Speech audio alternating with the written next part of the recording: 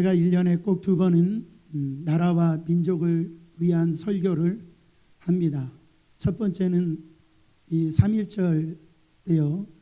또 다른 때는 이 광복절 때 이 나라와 민족을 위한 설교를 합니다. 올해가 3.1절 103주년입니다. 그리고 오늘 예배는 이 사순절 이 첫 주일 예배로 드리게 되어집니다. 여러분, 보통 믿지 않는 사람들이 그런 얘기들을 믿는 자들에게 많이 합니다. 믿는 사람들은 저기 이제 이 천국에 갈 생각만 하고 이 세상의 그 현실에 대해 있어서는 무관심하다. 바로 기독교인들은 사회에는 관심이 없고 오직 자기 안일만을 위하여 살아가는 사람들이다. 그런 얘기들을 합니다. 지금 어느 때보다도 이 기독교에 대한 이 비난의 화살은 참으로 강하고요. 때로는 기독교가 혐오 대상으로 지금 취급을 받고 있습니다. 그런 어떤 미디어에서 그런 얘기가 나올 때 저는 편파적인 보도에 대해서 화도 나고 분노가 나온다라는 거죠. 우리 기독교가 예수 믿고 천국만 가는 그 구원이 아니고 그 구원의 역사는 바로 이 시대를 살아가는 현장에서 그 놀라운 일들을 감당하는 그 기독교의 모습이라는 것이죠. 여러분, 기독교는 누구보다도 첫 번째로 나라를 사랑합니다. 여러분, 신앙인들은요 애국심이 강해요. 그 대표적인 예가 1919년도 3월 1일에 일어난 3.1 운동 만세 운동이라고 생각합니다. 여러분, 1910년 일본에 의해서 한국의 이 주권이 완전히 강탈당하고 한일 합방이 되어졌어요. 그때 이 자주독립, 우리 조국이 이 독립을 위하여서 바로 이 독립국을 전 세계에 알리기 위해 가지고 3.1 만세 운동을 펼쳤던 것이죠. 제가 오늘 예배를 준비하면서 우리 성도님들 다 태극기 하나씩 나눠주고 한번 대한독립 만세 해볼까 생각을 했는데 태극기는 없지만 한번 우리 선창을 한번 해보겠습니다. 대한독립 만세! 한 번만 하겠어요. 한 번만. 그때 아주 신앙 좋은 청년, 정말 믿음 좋았던 청년 유관순 열사라고 하는 이 청년이 옥중에서 계속해서 대한독립 만세를 부릅니다. 그 당시에 그녀의 나이가 바로 이 만 18세였는데 1920년도 10월 12일에 서대문 형문소에서 이제 그녀가 죽임을 당하는데 그때 죽기 직전에 그녀가 이런 말을 했습니다. 나는 죽일 수 있어도 우리나라 독립은 막을 수 없을 것이다. 자기는 일본 판사에게 재판받을 수 없다라는 거죠. 그렇게 민족을 사랑했던 여인이 신실한 기독교 청년이었다라는 거죠. 우리 그리스도의 모습은 이 신앙과 애굽이 따로 분리될 수가 없어요.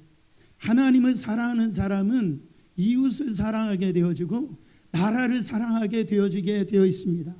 신앙 따로 애국 따로가 그렇게 될 수가 없는 거예요. 여러분, 3.1 운동 당시에 남북한 다 합쳐서 인구가 2천만 명 정도밖에 되지 않았는데요. 그 중에 기독교 숫자는 약 1.2%였던 25만 명에 불과했습니다. 당시 천도교인의 숫자는 200만 명, 불교와 유교를 합쳐서 한 300만 명이 넘었다라고 하는데 그거와 비교해 보면 기독교인들이 25만 명이었으니까 비교가 안 되는 숫자였죠. 근데 이 3.1 만세 운동에 희생을 가장 많이 한 사람들이 크리스찬이었습니다. 만세운동으로 체포된 자가 기독교인이 2039명이었고 천도교인이 1063명, 유교인이 55명, 불교인이 41명. 그러니까 기독교인이 60% 이상 바로 이 역사에 다 남아있는 거예요. 3.1 운동을 주도했던 대표 33명인데 그 중에 16명이 기독교인이었어요. 여러분, 예수 믿는 사람들은 누구보다도 나라를 사랑한다라는 거죠. 그 당시 기록을 보면 조선 총독부가 남긴 비밀 문건 속에서 이 민족에게 소망을 줄 수 있는 유일한 기관이 있다면 그것은 조선의 교회다 그랬습니다. 일본 사람들이 보더라도 이 나라를 위해서 진짜 사랑하는 사람은 교회라고 일본 사람들이 그렇게 인정을 했다라는 거죠. 한국 교회가 그 당시에 민족에 대한 희망을 줬습니다. 바로 국민의식을 바꿨습니다. 미신을 타파했습니다. 신분제도를 철폐했다라는 거예요. 제가 어렸을 때 저희 시골에서도요, 하는 것이라고는 그냥 술 먹고 화투 치고 그냥 여자 때리고 그랬었어요. 근데 그 마을에 교회 하나가 세워지니까 저희 집도 남녀오랜교교 믿었지만 우상이 떠나가고 술 문화가 떠나가고 도박이 떠나가고요, 여자 때리는 게 떠나가고. 여러분, 이 기독교가 들어와 가지고 우리 조국을 완전히 뒤집어 놨다라는 거예요. 교회는요, 국민을 계몽시키는 교육의 일선에서 앞장섰습니다. 지금 현대화된 이 교육 학교 시설은 대부분 선교사님들이 세운 겁니다. 고려 이화여대, 연세대, 고려대, 이 선교사님들이 이렇게 유명 사학들을 갖다 신앙의 바탕으로 세웠다라니. 이 병원도요, 다 선교사님들이 다 진 거예요. 세브란스 병원, 뭐 이렇게 동산병원, 예수병원 등 그 병원들을 다 이 선교사님들이 세워서 우리 조국의 우리 이 백성들을 다 살렸다라는 거죠. 독립투상 중 절반이 아까 말씀드렸듯이 기독교인들이었습니다. 유관순 열사라든지 안중근 의사도 기독교인이었습니다. 그 이승만 대통령도 장로였고 김구 선생님도 기독교인이었어요. 건국 준비를 했던 위원장이었던 여운형 선생님도 신학을 공부했던 전도사였습니다. 그러니까 건국준비위원회 지방위원들은 대부분 목사님들이나 장로님들이나 신학교에 다니든 그 다음에 평신도들이 앞장서서 나와서 그 일을 감당했다라는. 저는요, 성경을 읽을 때마다 바로 이 믿음의 사람들이 얼마나 그 민족을 사랑하고 애구심이 뜨거웠는지를 저는 성경 읽을 때마다 경험을 합니다. 모세는 말할 것도 없죠. 그렇지 않습니까? 애굽에서 430년 그 종살이했던 그 이 이스라엘 민족을 하나님의 말씀에 순종하여서 그들을 이끌어내고요, 광야 40년 길을 들어갔던 사람입니다. 모세는 애굽의 왕자였어요. 그는 부족함이 없이 살았던 사람입니다. 그러나 그 민족의 아픔, 민족의 그 슬픔을 자기 것으로 삼고 그는 이 민족을 위해서 자기 일생을 바치는 걸 볼 수가 있습니다. 모세가 십계명을 받기 위해서 시내산 위로 올라갔을 때 이스라엘 민족들이 밑에서 금송아지를 만들어 놓고 이 금송아지가 우리를 애굽에서 인도해낸 신이다, 막 춤추고 난리가 났어요. 그때 하나님이 화가 난 거예요. 모세야, 이 백성 내 백성 아니다, 네 백성이다. 내가 이 백성을 다 죽이고 다시 다른 민족을 통해서 내 백성 삼겠다라고 했을 때 모세가 뭐라고 그랬습니까? 하나님, 어떻게 그러실 수 있습니까? 이방 민족이 뭐라고 비웃겠습니까? 오히려 이 민족을 정말 죽이시거든 제 이름을 생명책에서 지워버려 주시옵소서. 모세가 얼마나 자기 민족을 사랑했는지 몰라요. 에스더는 어떻습니까? 정말 하만의 계략을 통하여서 그 이스라엘 민족이 다 말살되게 되어 있어요. 그때 이 에스더는 왕 앞에 나가면서 죽으면 죽으리라, 이 나라를 건지기 위해서 그 한 몸을 바친 걸 볼 수가 있습니다. 로마서 9장에 보면 사도 바울도 정말 애국자였습니다. 사도 바울은 예수님을 만나고 이방인의 사도로 그가 부르심을 받아서 자기가 이방인들을 전도하기 위해서 자기 일생을 바칩니다. 그러나 복음을 전하는데 이 사도 바울의 마음 안에는 항상 근심이 있었어요. 마음에는요 항상 큰 고통이 있었어요. 그것은 이스라엘을 향한 고통이었습니다. 사도 바울은 어디 가든지 항상 회당에 들어가 가지고 회당에 있는 유대인들 자기 민족에게 바로 복음을 먼저 전했습니다. 사도 바울의 아픔은 이것이었습니다. 복음을 이방인들, 바로 믿지 않는 사람들, 정말 유대인들이 볼 때 개와 같이 여기는 이방인들은 예수 복음 증거했을 때는 다 예수님을 믿고 바로 하나님의 자녀가 되는데, 그렇게 사랑하는 자기 민족은 예수 그리스도의 복음을 증거하는데 예수님을 받아들이지를 않는 거예요. 그것이 사도 바울에게는 큰 고통이었습니다. 정말 예수 그리스도를 믿어야 영원한 구원의 하나님의 자녀가 되어지는데, 전국 백성이 되어지는데, 예수 그리스도를 받아들이지 못하면 저 영원한 불못 지옥불에 떨어져가는 그 자기 백성들을 바라보면서 그는요 뭐라고 고백합니까? 바로 이 로마서 9장 3절 말씀을 읽어보면, 나의 형제 곧 골육의 친척을 위하여 내 자신이 저주를 받아 그리스도에게서 끊어질지라도 원하는 바로다. 내가 저주를 받아서 지옥불에 떨어질지라도 내 백성만 구원을 받을 수 있다면 나는 그렇게 되기를 원한다, 이런 말. 얼마나 사랑했으면. 여러분 이처럼 이렇게 나라를 여러분 사랑해 보셨어요? 여러분 이와 같이 정말로 형제 자매를 사랑해 보셨어요? 내가 저 사람 구원 못 시키면은 하나님 나 지옥 보내주세요. 이 마음의 이 중심이 애국심, 나라를 사랑했던 것을 볼 수가 있습니다. 예수님도 또한 마찬가지였습니다. 예수님이 이 십자가의 길을 걸어가실 때 예루살렘에 입성하시면서 예루살렘을 바라보면서 그 눈에서 눈물이 흐릅니다. 예수님의 두 눈에서 눈물이 흘렸다라고 하는 것은 하나님의 눈에서 눈물이 흘렸다라는 거예요. 그러면서 예수님이 뭐라고 말씀하십니까? 예루살렘아 예루살렘아, 암탉이 자기 새끼를 품듯이 내가 너희를 품으려고 얼마나 노력했느냐.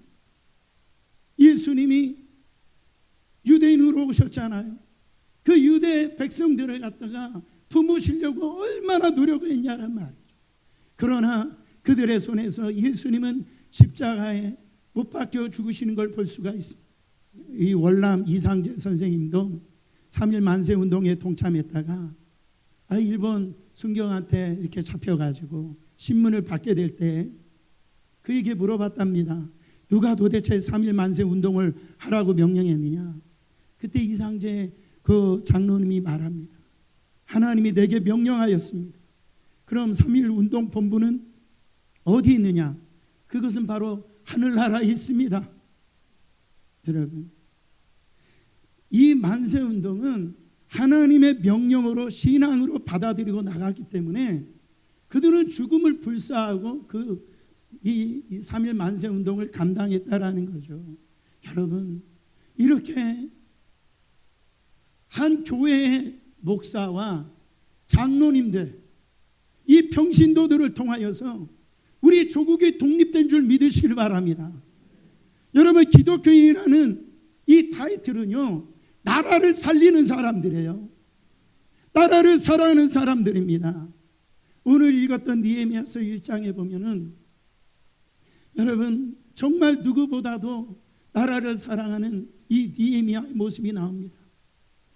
그는 자기 고국을 사랑하는 그 애국자의 모습이었던 것을 알 수가 있어요. 1절 말씀 보세요. 하갈의 아들 느헤미야의 말이라. 아다사스다 왕 제20년 기스월에 내가 수산궁에 있더니, 느헤미야가 어디에 있었답니까? 수산성에 있다라는 거죠. 쉽게 말해서 백악관에 있었다라는 소리예요. 청와대에 있었다라는 소리입니다. 그 당시에 왕이 페르시아 왕 아닥사스다 왕인데 그 11절 말씀에 보면 그의 이 직분이 나오는데요. 술 맡은 관원장이라고 그랬어요. 요즘 말로 보면은 비서실장인 거예요. 그래서 이 가장 신뢰하고 가장 맡길 만한 사람이 바로 이 느헤미야였어요. 그 술에다 음식에다가 이 독을 타면은 독살 당할 수 있기 때문에 술 맡은 이 관원장은 아무나 시키는 게 아닙니다. 그래서 느헤미야가 이 포로로 잡혀온 이 바로 2세대인데요.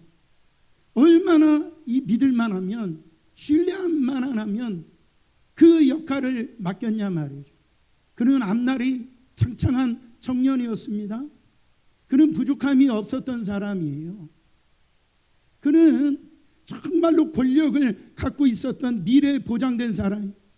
근데 그가 어떻게 합니까? 형제 하나리로부터 유다와 예루살렘의 형편을 듣습니다. 나라 형편이 어떻습니까? 예루살렘 성은 다 회파되어지고 그 바로 이 성문들은 다 불탔다라는 거죠. 한때는요 정말로 이 견고한 그 예루살렘 성, 그 하나님의 모든 나라가 징송을 받았던 하나님의 성전이 있었던 그곳이 다 회파되어지고 불타됐다라는 그 얘기를 듣는 것. 느헤미야는 진정한 애국자였어요. 그 이야기를 듣고 통곡하며 웁니다. 사실 그는요 포로로 잡혀오고 난 후에 태어난 바로 사람이에요. 그가 바로 BC 586년에 남유다가 망했는데요. 이 지금 느헤미야가 활동하던 시대는 그로부터 한 150년이 지난 상태라는 거죠. 여러분 보세요. 한번 이 100년 이상 지나가면 문화도 단절되어지고 언어도요 이제 사라지게 되어지고 그 나라의 어떤 본질을 다 잃어버리게 되어집니다. 근데 이 느헤미야는 이렇게 세월이 흐르고 있는데도 이 나라에 대한 이 걱정의 마음이 있었던 걸 볼 수가 있습니다. 어떻게 해서 이런 일이 일어났을까? 바로 1절에 제가 볼 때는 아버지가 대단한 사람입니다. 아버지가 하가랴라고 하는 아버지인데 성경에서는 그 이후에 잘 나오지를 않는데요. 그 유대인들은 교육을 잘 시켰던 거예요. 하가랴가 바로 이 느헤미야를 갖다가 너는 하나님의 자녀다. 너희 뿌리는 이스라엘이다. 너는 하나님을 경외해야 된다. 말씀에 따라 순종해야 된다. 그 하가랴가 바로 그 교육을 하면서 너는 잊으면 안 된다. 바로 하나님을 잊지 말라. 말씀을 잊으면 안 된다. 너는 하나님의 선택받은 백성이다. 여러분, 당연히 어떻게 사는 것이 바르게 사는 것인가 알려준 거죠. 바로 하나님을 경외하는 삶. 사람이 되어지려고 한다면 바로 바르게 하나님을 경외할 때 사람이 되어진 걸 볼 수가 있습니다. 여러분, 자녀들 키울 때도 너 이거 해라 저거 해라 이렇게 해서 되는 게 아니죠. 저도 이 아이들 사역을 오래 해봤는데요. 저도 해보면 답이 하나 나오더라고요. 이 아이들이 예수님을 딱 만나잖아요. 벌써 어른들에게 막 인사를 해요. 거칠었던 그 말이 아주 부드럽게 바뀌어집니다. 그리고 자기가 하지 말아야 될 것들을 다 끊는 걸 볼 수가 있어요. 보세요. 하나님을 경외하는 것을 알려주니까 그 인생이 뒤바뀌어지잖아요. 어른들도 마찬가지입니다. 어른들 사역을 이렇게 해보면은 처음에 보면 막 눈에 도끼가 있고요. 막 자기의 어떤 부분에 있어서 보면은 자기 혈기를 갖다가 말 참지를 못해요. 근데 예수님을 딱 만나잖아요. 눈에서 도끼가 사라지고 할렐루야. 말이 얼마나 온유해지는지 몰라요. 내게 강 같은 평화. 그렇게 돼버려요. 그래서 누구만 봐도 얼굴에 막 웃고요. 할렐루야. 이게 바뀌어져요. 뭐 이렇게 하라 저렇게 해라 가지고 그렇게 하는 게 아니라 그렇게 변화가 일어나더라는 거예요. 여러분, 유대인들의 이 교육, 신앙 교육을 우리 이미 디아스포라 부모님들은 배워야 돼요. 우리 아이들이 왜 이렇게 되어졌을까? 답이 없습니다. 우리 부모님들이 그렇게 이들을 잘 이끌 수가 없어요. 신앙 교육이 제일 우선이라는 거죠. 이 하가랴는 그렇게 자기 아들 느헤미야를 그렇게 나라 사랑하는 법을 알려준 거예요. 하나님을 사랑하게 되어지면 민족을 사랑하게 되어지고 나라를 사랑하게 되어지고 부모를 사랑하게 되어지고요. 정말 이웃을 사랑하는 자로 바뀌어진다라는 거죠. 이 어떤 분들은 막 자기 나라를 막 욕하는 분들이 있어요. 이런 나라에 왜 사는지 모르겠다. 이런 나라에 왜 태어났는지 모르겠다. 여러분, 그런 사람 저 아프리카로 그냥 가야 돼요. 한번 가봐야 돼요. 얼마나 지금 미국, 이 한국에서 태어난 것이 얼마나 축복받았는지. 사랑하는 성도 여러분, 나라를 사랑하세요. 나라를 사랑하는 사람은 두 번째로 나라와 민족을 위하여 기도하게 되어집니다. 지금 우리나라는 비상시국이잖아요. 하도 위기라는 말을 많이 들어서 우리가 무뎌져서 그렇죠. 예, 지금 바로 눈앞에 대통령 선거가 이제 있습니다. 그리고 지금요, 러시아와 우크라이나 사이에 여러분, 우리나라도 그 사이에 들어가 있다라는 거죠. 지금 북한은 계속해서 이 핵을 탑재할 수 있는 미사일을 갖다가 계속 쏘고 있어요. 지금은 종전이 아닙니다. 전시 상태로 지금 지내고 있는 거죠. 여러분, 이때 교회가 민족 앞에서 해야 할 일이 뭡니까? 나라와 민족을 위하여 기도해야 된다라는 거죠. 신자들의 가장 큰 사명은 기도의 사명이에요. 바로 기도의 파수꾼이 되어야 된다라는 겁니다. 지금 바로 이 민족이 죄로 물들리지 않도록 우리가 깨어서 기도하고 깨어 있어야 하는 것입니다. 에스더는 죽음을 무릅쓰고 민족 구원을 위하여 죽으면 죽으리라 그렇게 기도했습니다. 모세도 아까 말씀드렸듯이 자기를 생명책에서 지워버려 달라고 그렇게 민족을 위해서 정말 기도를 했습니다. 바울도 하나님의 은혜에서 내가 끊어질지언정 내 민족이 구원받기를 위해서 기도했습니다. 여러분, 이 느헤미야는 이 자기 고향의 예루살렘 성이 회파되어지고 성문이 다 불탔다라는 소식을 듣고 느헤미야가 어떻게 합니까? 6절 7절 말씀 같이 읽어보세요.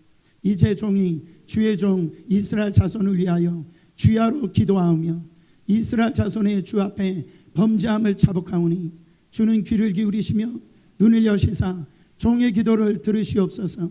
나와 나의 아비 집에 범죄하여 주를 향하여 심히 악을 행하여 주의 종 모세에게 주께서 명하신 계명과 율례와 규례를 지키지 아니하였나이다. 느헤미야는 그 소식을 듣고 슬퍼하면서 통곡하면서 우는데 하루 이틀이 아닙니다. 수일을 그 나라의 지금 아픔을 가지고 우는 걸 볼 수가 있어요. 죄를 자복합니다.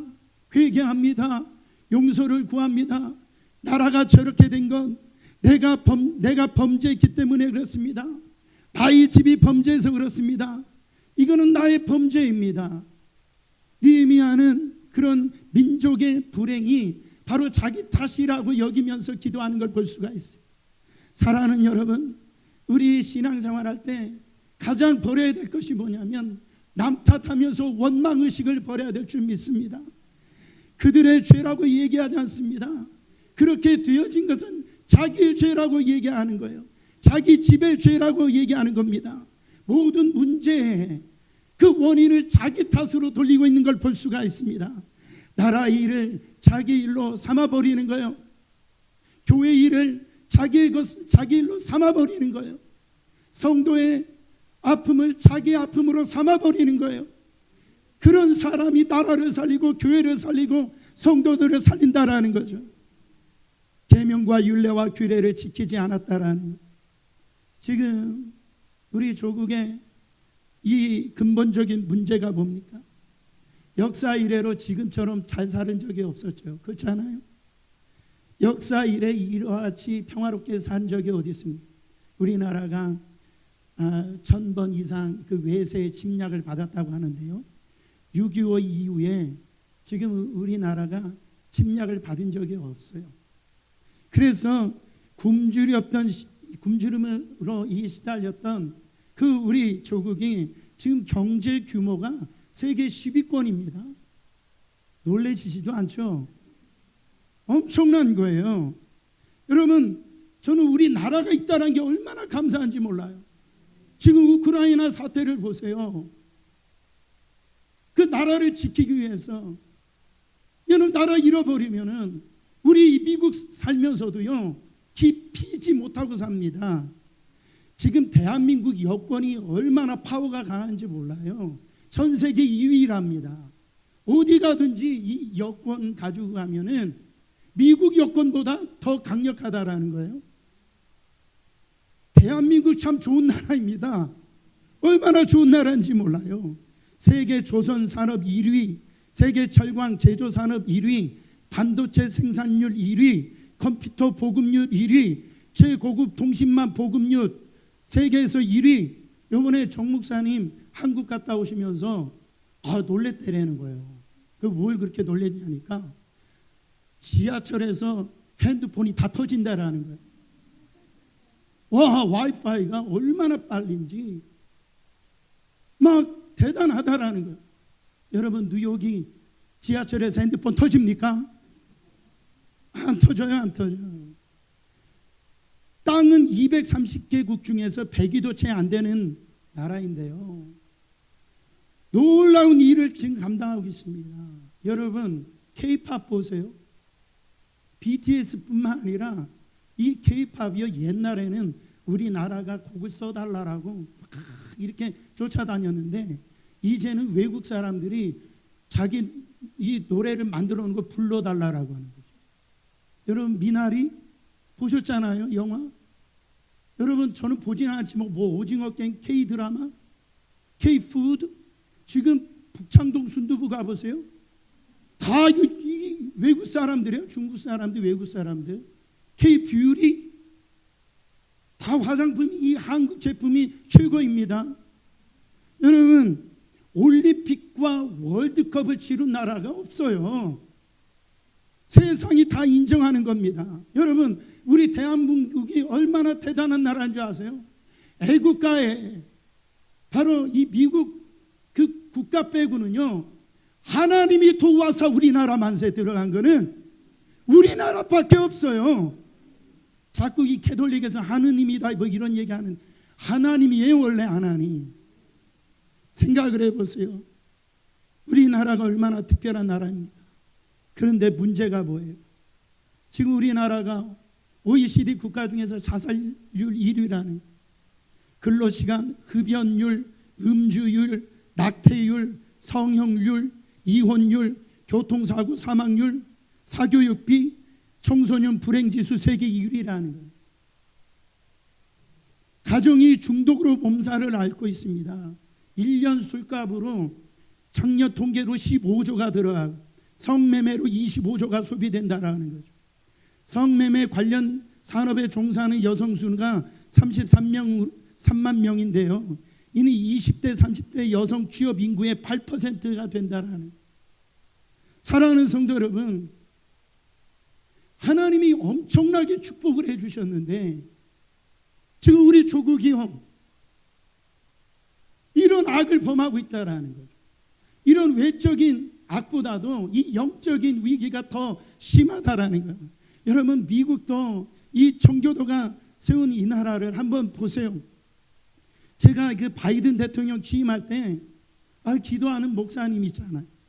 마지막에 다양한 신의 이름으로 기도하더라고요. 예수 이름으로 기도하지 않아요, 목사님들이. 지난 1월에 국회 개원시에 기도했던 목사님은 의원이었지만 감리교 목사님이었어요. 그가요 마지막 유일한 신 브라만의 이름으로 기도했어요. 그것도 아멘이라고 기도를 마친 것이 아니라 아우먼이라고 기도를 마쳤어요. 아멘은 이건 뭐 남자 뭐 그렇다고 해서 아우먼. 사랑하는 성도 여러분, 사회적인 위기가 아니라 지금 영적인 위기입니다. 목사가 이 정도인데 여러분 지금 이 미국의 동성애 이 부분에 대해 있어서 우리 교회에서 계속 기도하고 있지만은 아니 이 마리아나가 합법화 된다라는 게 이게 있을 수 있는 얘기냐 말이죠. 우리 자녀들이 살아가야 될 이 세상이 지금 그렇게 되고 있어요. 근데 그거를 지금 우리 조국이 닮아가고 있다라는 거죠. 지금 필요한 자세는 뭡니까? 느헤미야처럼 금식하며 통회하고 자복해야 된다라는 거죠.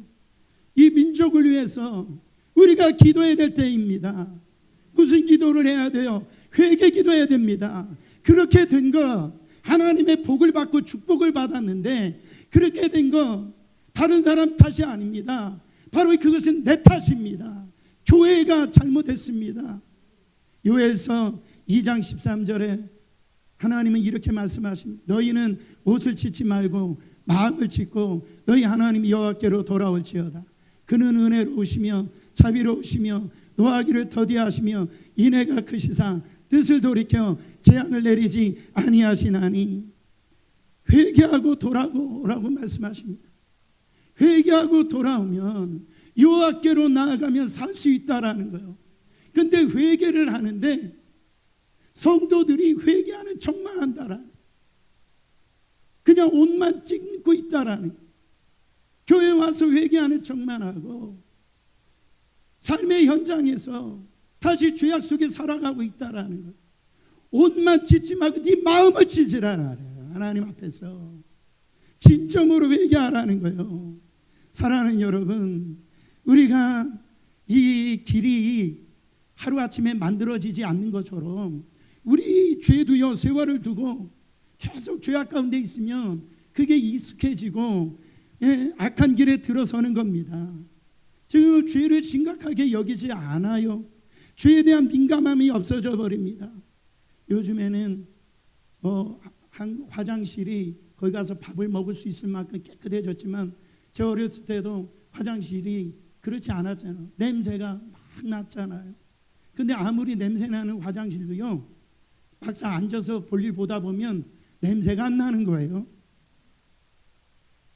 여러분, 이 코로나 시국에 우리가 그 전에는 예배 한번 빠지면은요 바로 하나님이 뭔가 막 벼락 내리실 것 같았었단 말이죠. 근데 자꾸 이것이 습관화되어지고 익숙해지면은 예배 안 드려도 살 수 있구나. 자꾸 이것이 익숙해지고요. 그렇게 겸손하게 하나님 앞에 예배 드렸던 사람이 딴 사람이 되어버리는 거예요.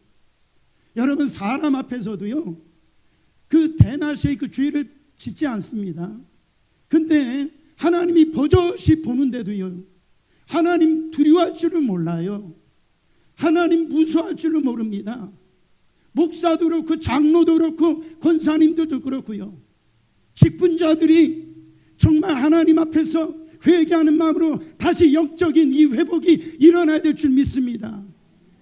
여러분, 가정의 부모님들이 영적으로 다시 회개하고 일어나야지 자녀들이 그 모습을 보고 여러분 신앙생활 할 거 아니겠습니까? 여러분, 이 미친 길에서 주님 고쳐달라고, 주님 나를 고쳐달라고. 코로나 바이러스는 그렇게 두려워할 줄 알면서 하나님을 두려워하지 않아요. 믿는 우리부터 회개해야 됩니다. 죄를 지어서 망하는 게 아닙니다. 죄를 지어도 살 길이 있어요. 정말 회개만 하면 살 길이 열립니다. 사랑하는 성도 여러분, 느헤미야처럼 우리가 나라와 민족을 위해서 울면서 기도해야 됩니다. 이번 사순절 기간이 얼마나 좋습니까? 우리 믿음 점검하고 내가 주님 앞에 떠나갔던 내 자신을 다시 한 번 더 주님의 첫사랑을 회복하고 내가 은밀히 범하는 죄가 없는지 다시 이 영적으로 바로 이 스캔을 해가지고 하나님 앞에 다시 회복되어지는 귀한 시간을 가질 때 내 자신도 살고 가정도 살고 교회도 살고 나라도 사는 겁니다. 여러분, 니에미야는 나라와 민족을 위해서 기도했을 뿐만 아니라 헌신했어요. 니에미야서 2장 4절 5절 말씀 한번 읽어보세요. 왕이 내게 이르시되 그러면 네가 무엇을 원하느냐 하시기로 내가 곧 하늘의 하나님께 묵도하고 왕에게 아뢰되 왕이 만일 좋게 여기시고 종이 왕의 목전에서 은혜를 얻었사오면 나를 유다 땅 나의 조상들의 묘실에 있는 성읍에 보내어 그 성을 건축하게 하옵소서 하였느니라. 니에미야는 왕에게 요청을 합니다. 자기를 보내달라고 합니다. 왕이 허락을 하는 거예요. 니에미야는 기도한 이후에 자기를 유다 땅으로 보내달라고 간청합니다. 그때 하나님께서 네가 유다 땅에 가가지고 문제를 해결하라고 그렇게 말씀했을 때 니에미야는 아멘을 합니다. 예루살렘 재건을 계획을 세웁니다. 성문 회복을 그가 실천합니다. 왕의 허락을 받고 힘들고 어려운 일이지만 성 재건에 몸을 바치는 걸 볼 수가 있습니다. 여러분, 그가 자기 고향 땅으로 돌아간다라는 것은 자기의 어떤 편안함을 그는요 포기해야 돼요. 고위직을 버려야 됩니다. 모든 꿈을 다 버려야 돼요. 대신에 그 척박한 땅, 고난이 있는 그 땅으로 가야 됩니다. 사랑하는 성도 여러분, 우리가 배워야 될 게 그렇습니다. 우리가 하나님을 향해서 기도했다면, 그것이 하나님의 뜻이라면 고난이 있더라도 어려움이 있더라도 기도하는 자가 먼저 발을 내디뎌야 된다라는 거예요. 헌신을 해야 된다라는 거죠. 여러분, 니에미야가 번민이 없겠습니까? 갈등이 없었겠어요? 그냥 다른 사람 시키면 되지. 그만한 권력도 있었습니다. 그러나 자신은 편안히 살 수 있었고 부담 가질 필요가 없었어요. 내가 아니더라도 다른 사람이 해도 될 것이라고 생각할 수 있었어요. 그러나 니에미야는 자신을 희생했습니다. 자신을 헌신했습니다. 자신을 드렸습니다. 나중에 이 성전 그 문을 갖다가 재건할 때 52일 만에 재건을 하는데요, 그때 많은 방해들이 있었습니다. 정말로 이 이스라엘의 흥왕을 시기하는 외적인 외적들이 있었고 반대가 점점 강해졌습니다. 모두가 다 비웃었어요. 중상모략을 합니다. 내적인 방해가 있었다라는, 돈 많은 귀족들이 참석도 하지 않았어요. 다 자기가 손해본다라고 생각했습니다. 무엇인가 하나님의 뜻을 이루는 것은 쉬운 일이 아닙니다. 그러나 니에미야는 어떻게 하고 있습니까? 자기가 솔선수범해서 바로 52일 만에 기적적으로 성문을 재건하는 걸 볼 수가 있습니다. 사랑하는 성도 여러분, 만약에 우리의 힘으로 등으로 안 될 수가 있습니다. 그러나 바로 할 수 있거든이 무슨 말이냐? 믿는 자들은 능치 못한 힘이 없느니라. 할렐루야. 우리는 할 수 없지만 하나님은 하실 수 있다라는 거예요. 여러분, 정말 하나님의 능력을 의지하시기를 바랍니다. 사탄이 광명한 천사처럼 우리를 갖다가 바로 유혹한다 할지라도 그 세력 앞에 우리를 결단코 무릎을 꿇어서는 안 된다라는 거죠. 우리 하나님이 우리와 함께 계십니다. 사랑하는 성도 여러분, 세상이 어두울 때 바로 가장 밤하늘의 별은 어두우면 어두울수록 더 빛을 발하듯이 니에미야 같은 사람이 이 땅에 그 한 사람만 있다 하더라도 민족을 살리는 걸 볼 수가 있습니다. 오늘 니에미야처럼, 모세처럼, 에스더처럼, 정말로 바울처럼 이 민족의 아픔을 끌어안고 교회의 문제를 끌어안고 우리가 니에미야처럼 기도로 하나님 앞에 나아가는 귀한 통로가 되시는 여러분 되시기를 예수 그리스도 이름으로 축원합니다.